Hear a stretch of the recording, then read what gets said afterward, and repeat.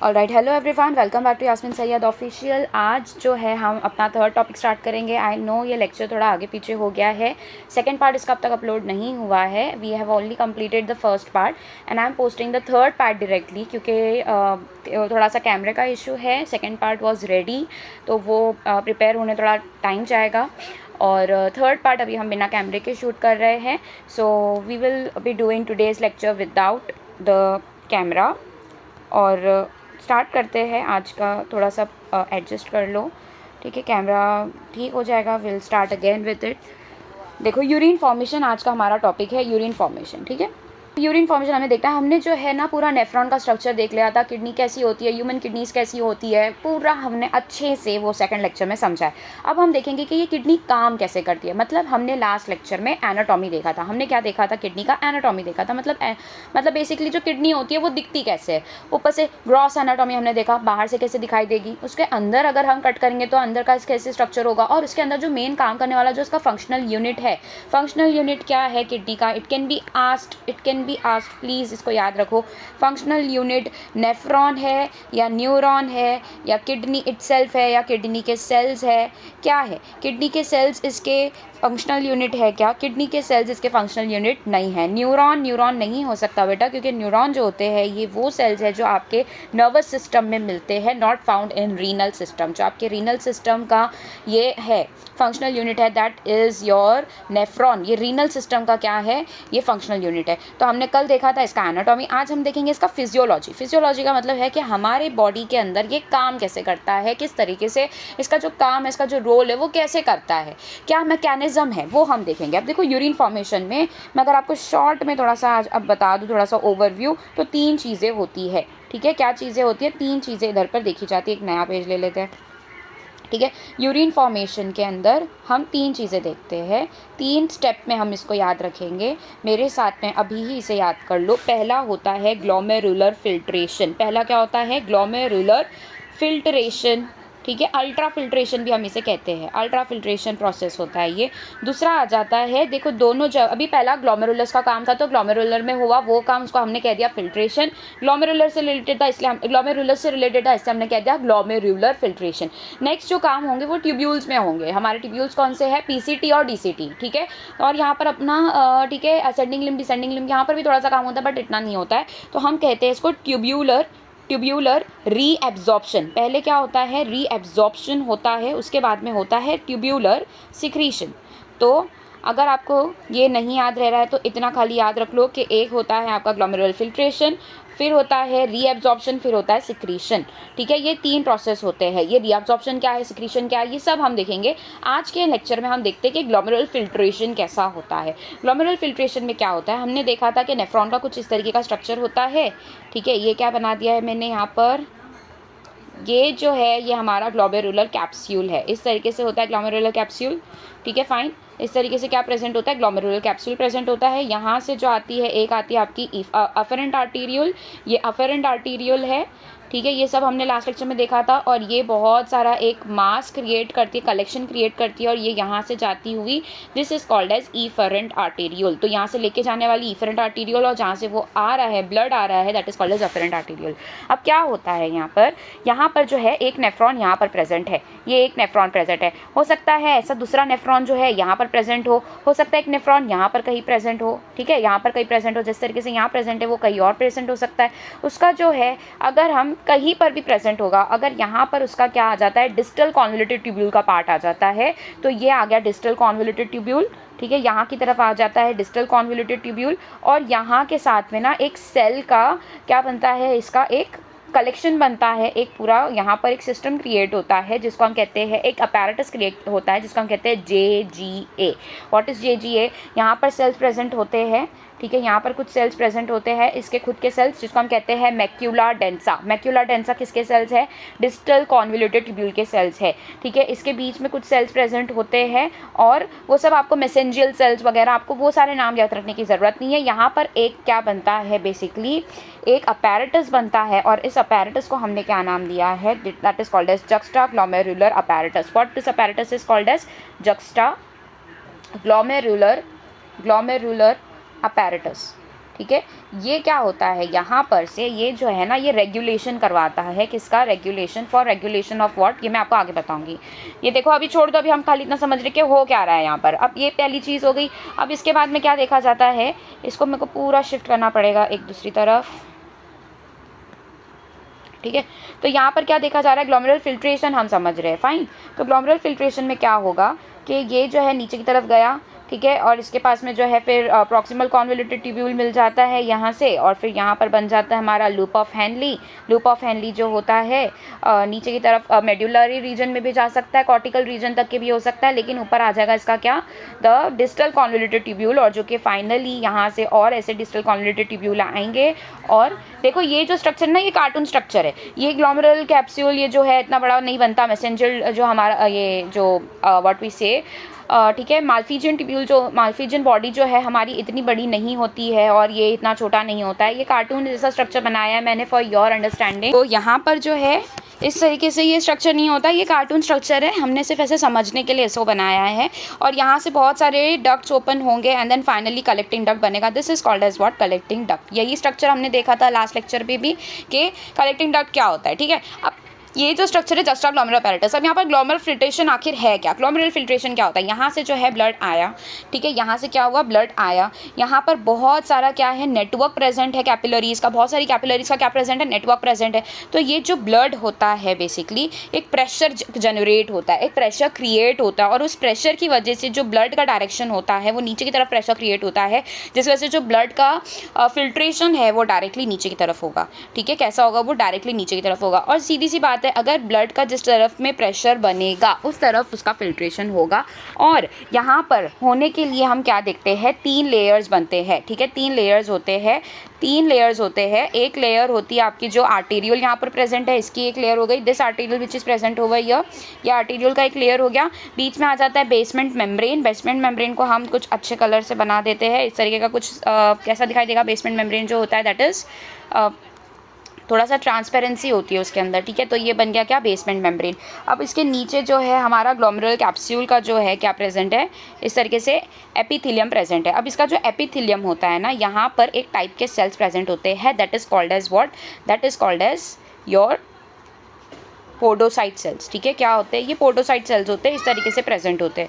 तो इस तरीके से प्रेजेंट होने वाले सेल्स को हम कहते हैं पोडोसाइट्स। इस तरीके से बहुत सारे वो प्रेजेंट होते हैं, फाइन। ये ना इसके फूट है, ये इसके फूट प्रोजेक्शंस इसको हम कहते हैं। और ये यहाँ पर इस तरीके से पोडोसाइट्स प्रेजेंट है, ये सारे ही पोडोसाइट्स है, ठीक है, ये सारे ही क्या है, पोडोसाइट्स है। इसको नाम क्या दिया हमने, these are called as podocytes, ठीक है। पोडो मतलब क्या होता है इनका, पोडो का मतलब भी क्या होता है, पोडा ये वर्ड हमने कहाँ पढ़ा है, पोडा ये वर्ड हमने आर्थ्रोपोडा में पढ़ा है। तो पोडा जो ये पोड वर्ड होता है इसका मतलब होता है लिम्स। तो इसके क्या होते हैं, लिम्स होते हैं या फिर फूट्स होते हैं। तो ऐसे वाले सेल्स जिसके प्रोजेक्शन दिखाई देते हैं पैरों की तरह, फूट की तरह, तो उसे हम पोडोसाइट्स कह रहे हैं।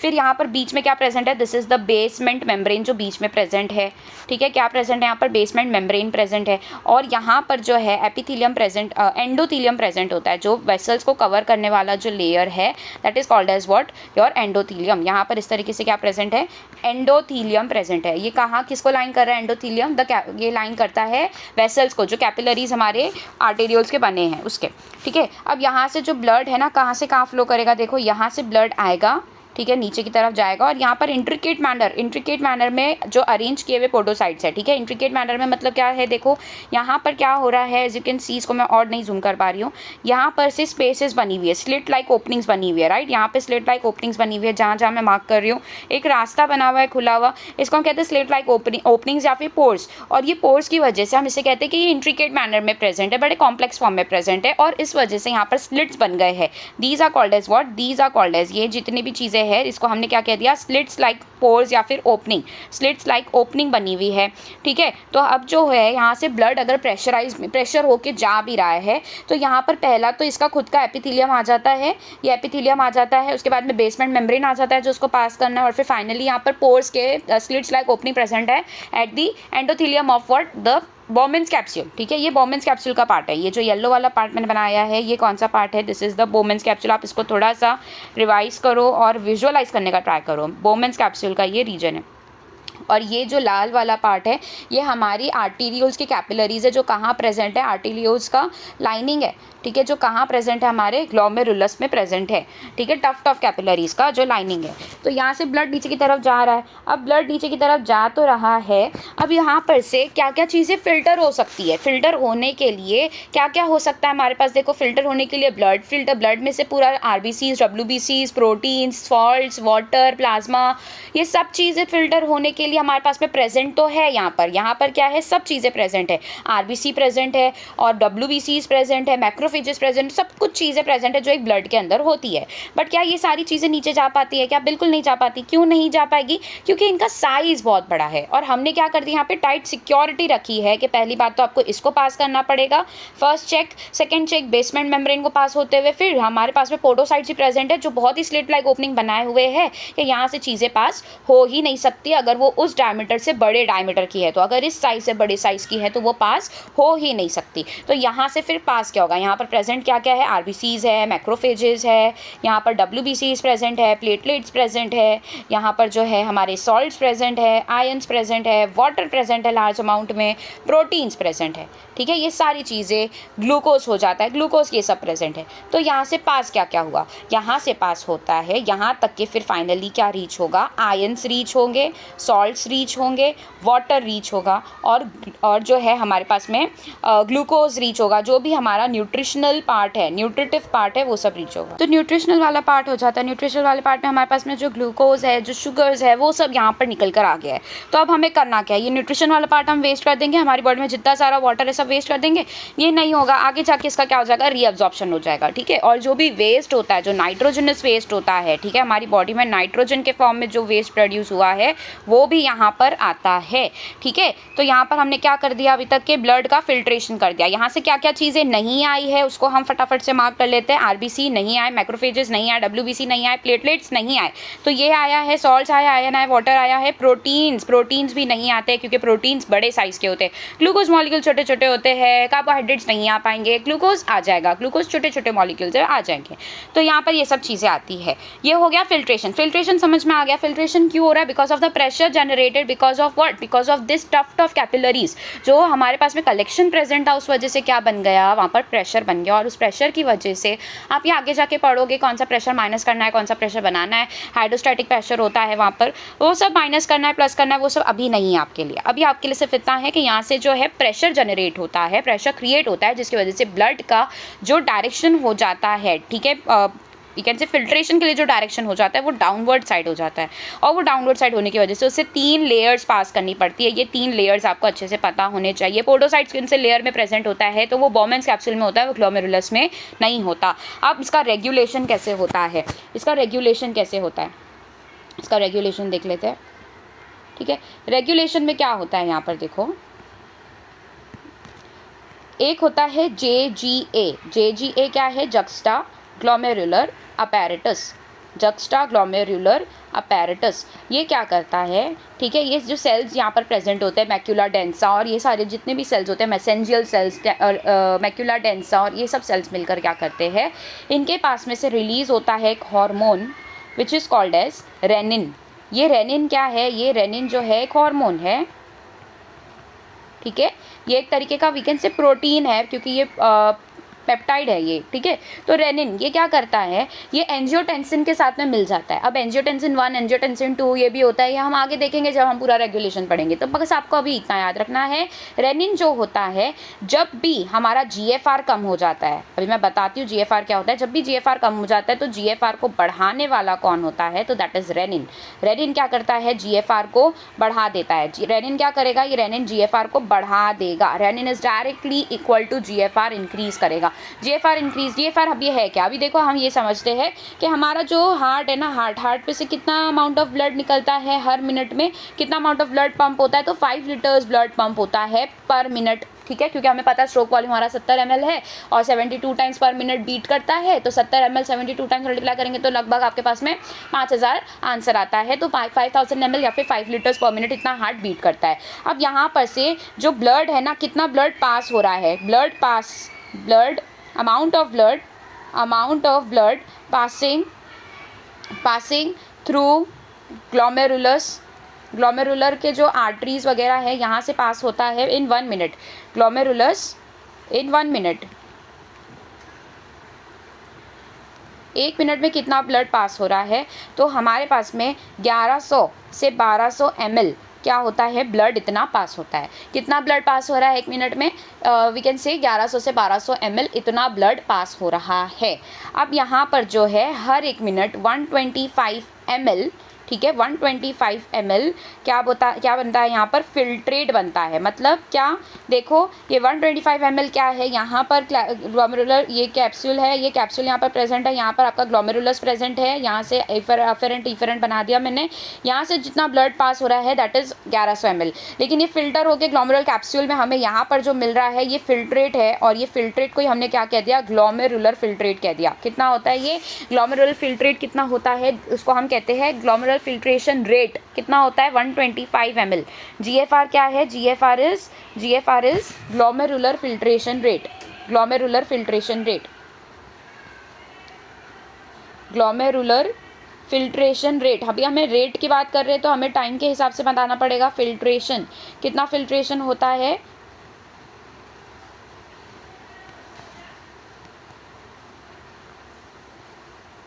ग्लोमेरुलर फिल्ट्रेशन रेट जो है हमारा वो है 125 ml पर minute.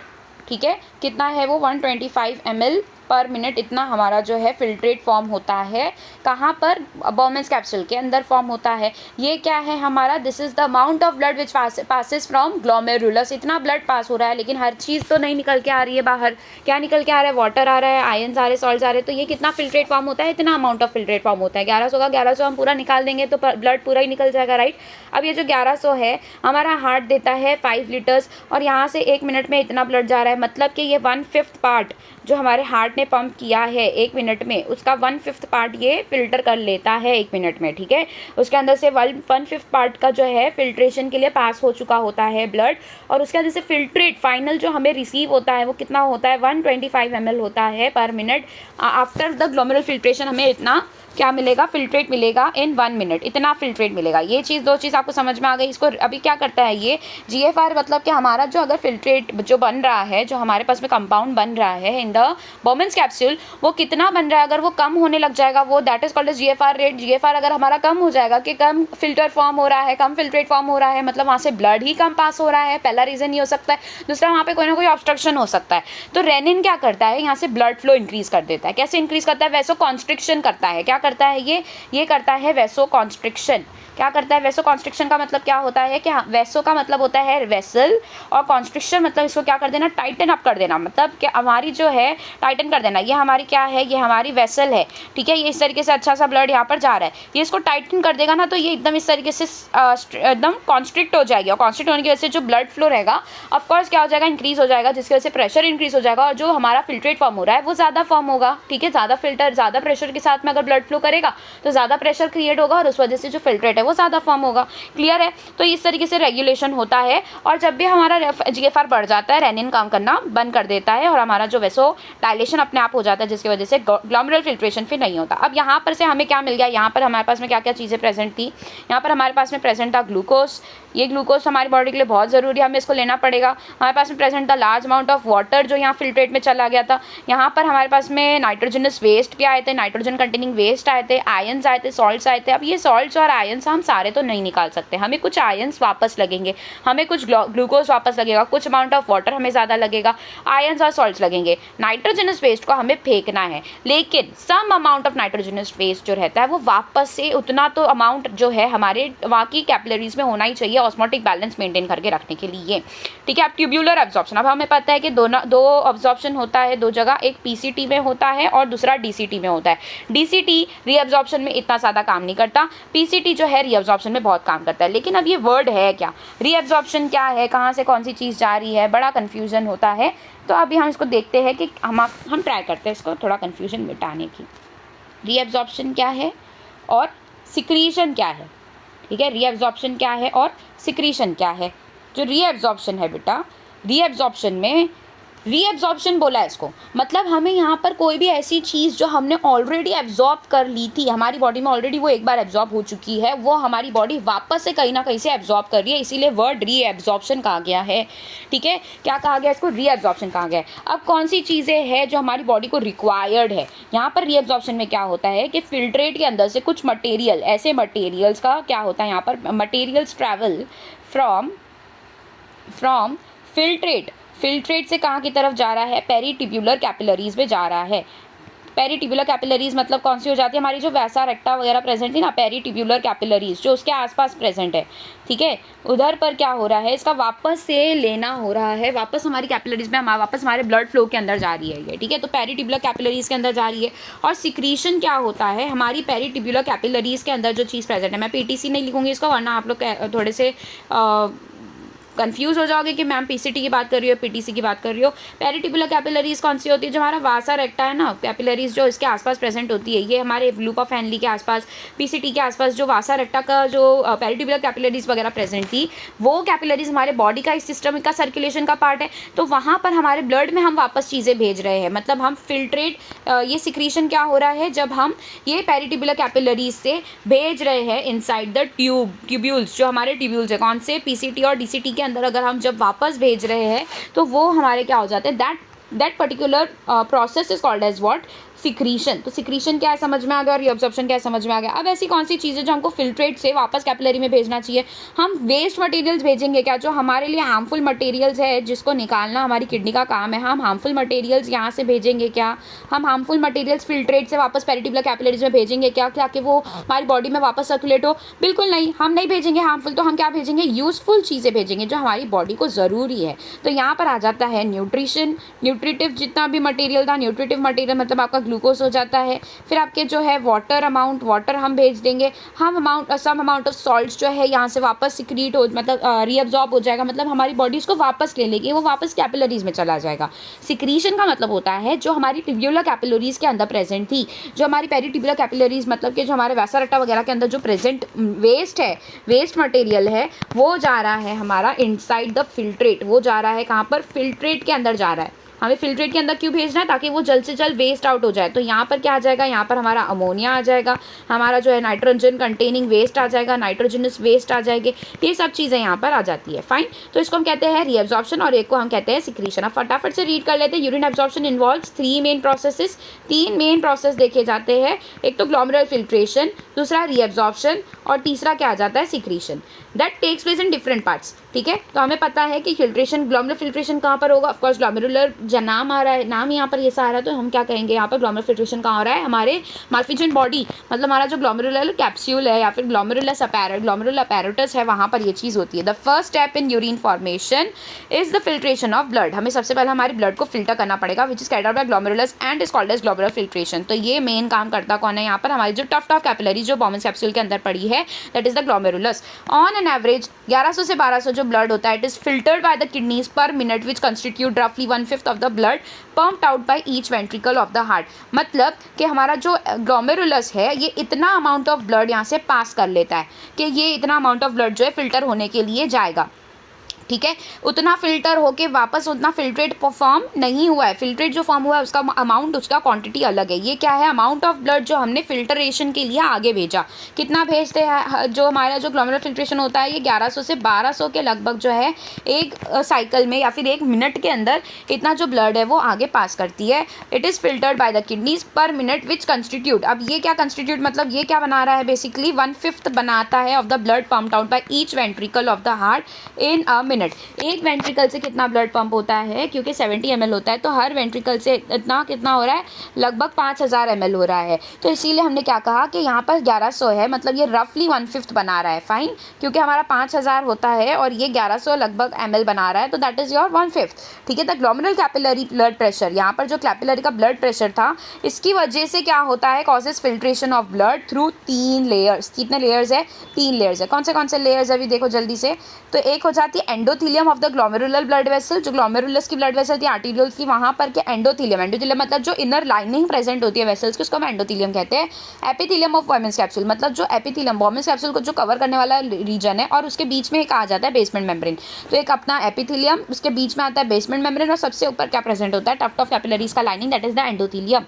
In these two layers, इसके बीच में हमारा बेसमेंट मेम्ब्रेन होता है। Epithelial cells of Bowman's capsule called podocytes are arranged in an intricate manner. Intricate manner मतलब कॉम्प्लेक्स फॉर्म में प्रेजेंट है भाई, थोड़े से कॉम्प्लेक्स है ये, कहीं पर इस तरीके से, कहीं पर इस तरीके से कॉम्प्लेक्सली प्रेजेंट है। So as to leave some minute spaces, ये क्या कर दिया, बीच में से स्पेसेस छोड़ देता है, which is called as filtration slits और स्लिट पोर्स। इसको हम क्या कह देते हैं, फिल्ट्रेशन स्लिट्स, या फिर हम इसे क्या कहते हैं, स्लिट पोर्स कहते हैं, पोर्स कहते हैं, ठीक है। The blood is filtered so finally through these membranes, ठीक है, ब्लड बहुत फाइनली, ठीक है, यहाँ से क्या हो जाता है, फिल्टर हो जाता है, is filtered so finely through these membranes that almost all the constituents of the blood except the protein pass onto the lumen of the Bowman's capsule।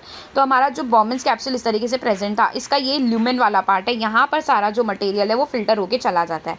इतने फाइनली वो फिल्टर होता है कि जो भी चीज़ें निकली है वो मेम्ब्रेन को पास करती है, और ऑलमोस्ट सारी चीज़ें जो प्लाज्मा के अंदर प्रेजेंट होती है, क्या प्रेजेंट होता है, सॉल्ट, आयरन, प्रोटीन्स और हमारा वाटर प्रेजेंट होता है। तो प्रोटीन्स को छोड़ के बाकी सभी चीज़ें जाती है except the proteins pass on to the lumen of the Bowman's capsule, ठीक है। Therefore it is considered as process of ultra filtration. तो हमारा जो मेन प्लाज्मा होता है वही फिल्टर हो पाता है, because RBC WBC of course बहुत बड़े साइज के होते हैं, ठीक है। तो इसको हम कहते हैं अल्ट्रा फिल्ट्रेशन। क्यों? क्योंकि पहले तो उसने वो सब मेन जो कंस्टिट्यूएंट जो ब्लड को कलर देता है उसको उसने निकाल दिया, आरबीसी को हटा दिया, फिर उसके बाद में उसके अंदर से जो प्लाज्मा का कंटेंट था उसमें अंदर से भी उसने सिर्फ सिलेक्टिव चीज़ें लिया, प्रोटीन्स भी उसको एक्सक्लूड कर देता है, प्रोटीन्स भी फिल्टर में नहीं जाते हैं, ठीक है। तो क्या पास हुआ फिर फिल्ट्रेट में, वाटर, सॉल्ट्स और न्यूट्रिशन, ठीक है। The amount of filtrate form by the kidneys पर मिनट, कितना है, 1 मिनट के अंदर ये जो अमाउंट फॉर्म होता है, जिस रेट से होता है उसको हम कहते हैं ग्लोमेरुलर फिल्ट्रेशन रेट।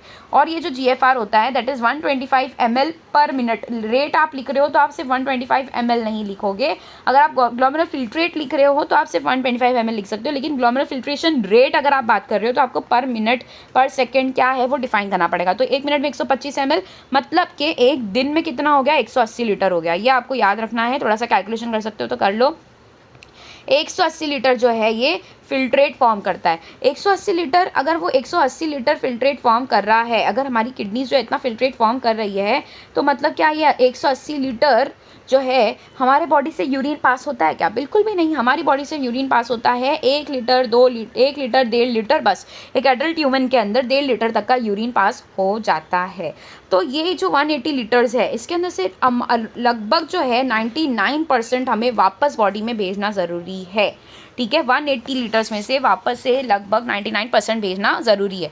अब यहाँ पर लिखा है जो किडनीज़ होती है इनके पास में क्या होता है, the kidneys have built-in mechanisms for the regulation of glomerular filtration rate। अब ये जो GFR इतने रेट से ये जो काम कर रहा है इसको रेगुलेट तो करना पड़ेगा। One such efficient mechanism is carried out by juxtaglomerular apparatus। जो JGA मैंने जिसके बारे में बात करी ये बहुत ही efficiently यहाँ पर काम करता है। JGA is a special sensitive tissue sensitive region formed by cellular modifications in the distal convoluted tubule।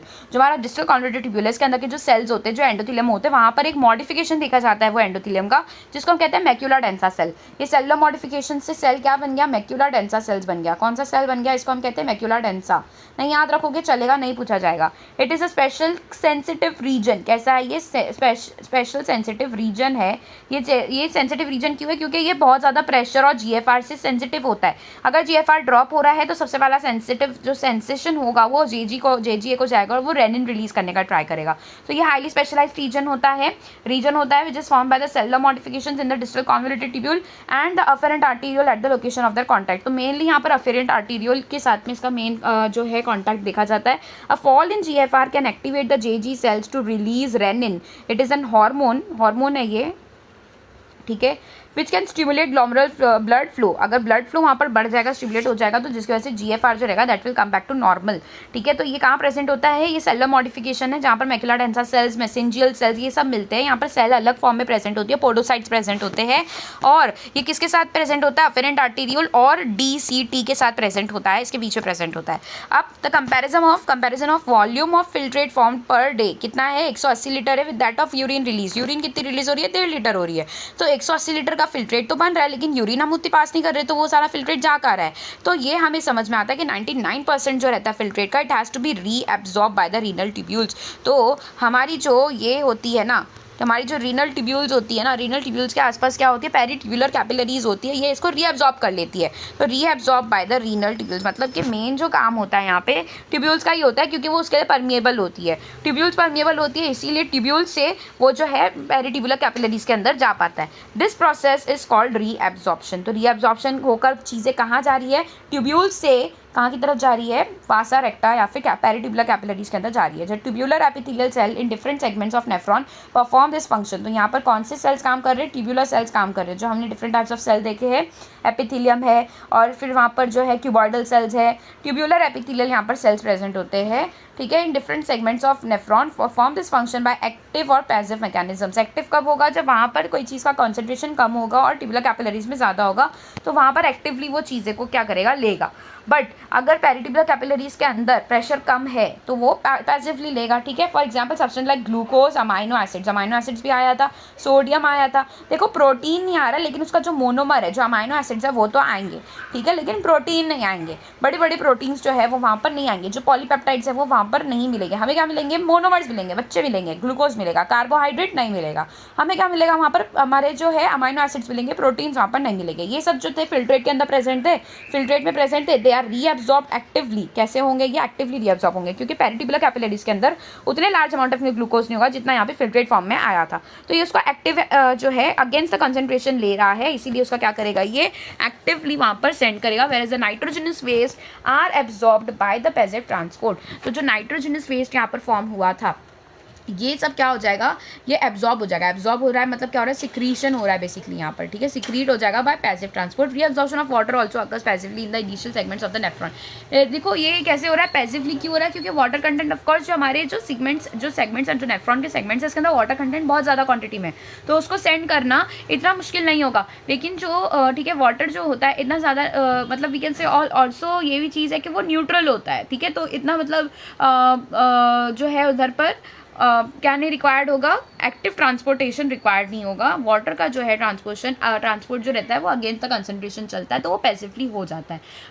But जो हमारे पास में प्रोटीन्स है, जो हमारे पास में बड़े बड़े ग्लूकोज वगैरह है, ये सब जो है ना, इसको हमारा जो आसपास की जो पेरीट्यूबुलर कैपिलरीज है वो इसको पैसिवली नहीं ले सकती, तो वो कैसे लेगी, एक्टिवली लेगी, ठीक है। Reabsorption of water also occurs passively in the initial segments of nephron during urine formation. अब यूरिन फॉर्मेशन के टाइम जो ट्यूबुलर सेल्स थे वो क्या सिक्रीट करते हैं, H+, K+ and ammonia into the filtrate. Tubular cells मतलब कौन से आ जाते हैं, हमारे बेसिकली जो ट्यूब्यूलर सेल्स है, जो हमारे पीसीटी और डीसीटी के सेल्स है, ये सिक्रीट करते हैं। कहाँ पर सिक्रीट करते हैं, इनटू द फिल्ट्रेट, मतलब ल्यूमेन में सिक्रीट करते हैं, ल्यूमेन के अंदर भेजते हैं। तो हमारे जो ट्यूब्यूलर सेल्स प्रेजेंट थे, वो जो पीसीटी और डीसीटी थे, वो अपने ही ल्यूमेन के अंदर बाहर से, मतलब पेरीट्यूबुलर कैपिलरीज के अंदर से हाइड्रोजन आयन लेते हैं और पोटेशियम आयन लेते हैं और अमोनिया लेते हैं। ये तीनों ही हमारी बॉडी को इतना ज़्यादा रिक्वायरमेंट नहीं होती, अमोनिया निकालती है हमारी बॉडी, तो ये फिल्ट्रेट में भेजती है। तो इसी को हम क्या कह सकते हैं, सिक्रीशन कह सकते हैं, या फिर सिर्फ एब्जॉर्प्शन भी कह सकते हैं, क्योंकि यहाँ पे पहली बार एब्जॉर्ब हो रही है चीज़ें। Tubular secretion is also an important step in urine formation as it helps in maintenance of ionic and acid base balance, ठीक है। तो यहाँ पर क्या हो रहा है, ट्यूब्यूलर सिक्रीशन हो रहा है यहाँ पर, ठीक है। अब ये जो सिक्रीशन होता है ये क्या काम करता है, तो नाइट्रोजनस वेस्ट को इसको निकालना है, अमोनिया को इसको निकालना है बॉडी से। बट फिर यहाँ पर K+ और H+ का क्या रोल है, तो K+ और H+ हमारी बॉडी में इतना जो है अनइम्पॉर्टेंट भी नहीं है, इंपॉर्टेंट है, ठीक है, लेकिन कम मात्रा में। तो इसीलिए यहाँ पर क्या होता है कि थोड़ा हमें आयनिक बैलेंस और एसिड बेस बैलेंस मेंटेन करने के लिए थोड़ा अमाउंट ऑफ जो ठीक है ये है ना, पोटेशियम और हाइड्रोजन, इसको रखना ही पड़ता है बॉडी के अंदर, ठीक है। नेक्स्ट लेक्चर में हम देखेंगे फंक्शन ऑफ द ट्यूब्यूल्स, ठीक है। आज का लेक्चर सिर्फ इतना ही था, हम इसको नेक्स्ट पार्ट में देखेंगे और इन डिटेल देखेंगे। और आप बैक टू बैक इसे देखो ताकि आपका लेक्चर जो है जल्द से जल्द खत्म हो जाए, ताकि जो आप PYQs एक्सेट्रा प्रैक्टिस कर सको। बाय द वे इसका जो PYQ है ये मैं सॉल्व करती हूँ 2025 से लेकर 2010 तक का, जो भी चैप्टर हो जाता है उसका हम PYQ सॉल्व करते हैं 2025 से 2010 तक का, और उसका वीडियो सोल्यूशन मेरे यूट्यूब चैनल पर फ्री में प्रेजेंट हो जाता है। जितनी भी नोट्स हैं, NCERT की नोट्स बोल दो या फिर 1 शॉट लेक्चर की नोट्स बोल दो, 1 शॉट लेक्चर भी देख सकते हैं। जो लोग अगर NCERT रीडिंग सीरीज नहीं देखते वो 1 शॉट लेक्चर देख सकते हैं। ये 2 पार्ट में होता है मैक्सिमम, उससे ज़्यादा पार्ट नहीं लेता, बट यहाँ पे सारे कंसेप्ट क्लियर होते हैं, लाइन टू लाइन NCERT पढ़ाई जाती है, so you can go and watch it. और उसकी भी जो नोट्स है हमें टेलीग्राम चैनल पर मिल जाएंगे, टेलीग्राम का लिंक मैंने डिस्क्रिप्शन में दे दिया, you can go and join there. इसके आगे का पार्ट हम नेक्स्ट लेक्चर में देखेंगे। Till then keep studying, take care, good bye.